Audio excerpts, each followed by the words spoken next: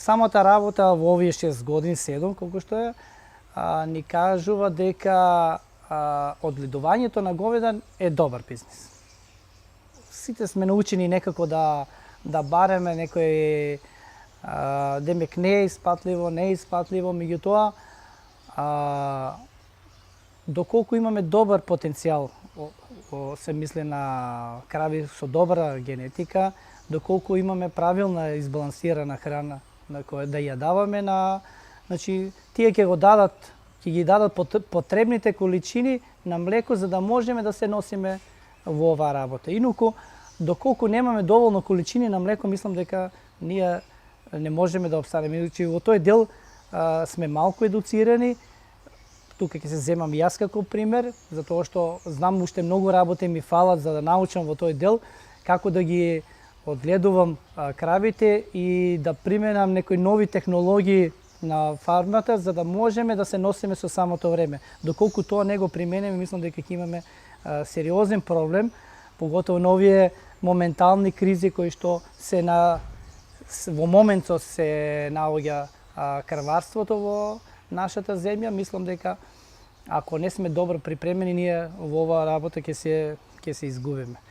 Меѓутоа, не е ништо страшно, значи има периоди кога ќе одиме и надолу, ќе одиме и нагоре, меѓутоа нормално е, со секоја работа се случуваат и такви работи, меѓутоа не самото тоа што ние почнавме со 33, имаме 130, тоа кажува дека не е лошо да се одгледува крави, значи тоа е добар бизнис, скап е, кој не е информиран, тоа е скап бизнис. Захтевна е малку работата, постојано сме околу фарма, мора малку жртва да има околу времето кое што го трошиме на фарма, меѓутоа на крајот кога ќе видиме крајниот бенефит, ќе видиме дека одгледувањето на крави е добар бизнис. Не секогаш треба да бидеме критика према државата дека секогаш нас ни е крива државата. За некои работи, некои закони јас не ги познавам.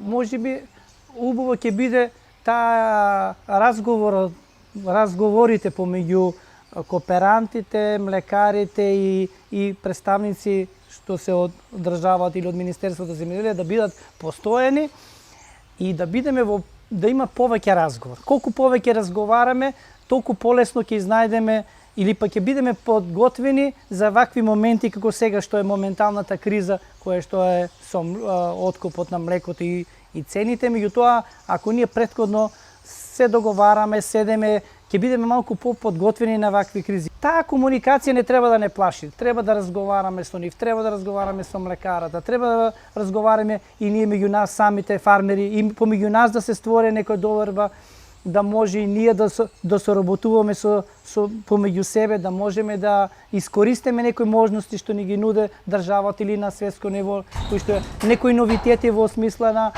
во технологијата на производство на млеко, се може да се научи еден од друг, меѓутоа треба ни малку време, можеби ќе ни треба и човек малку да седне, па сите така едукативно да не стави на едно место, да разговараме и мислам дека ако тие се почести разговори, ако почести средби, многу работи може да научиме едни од други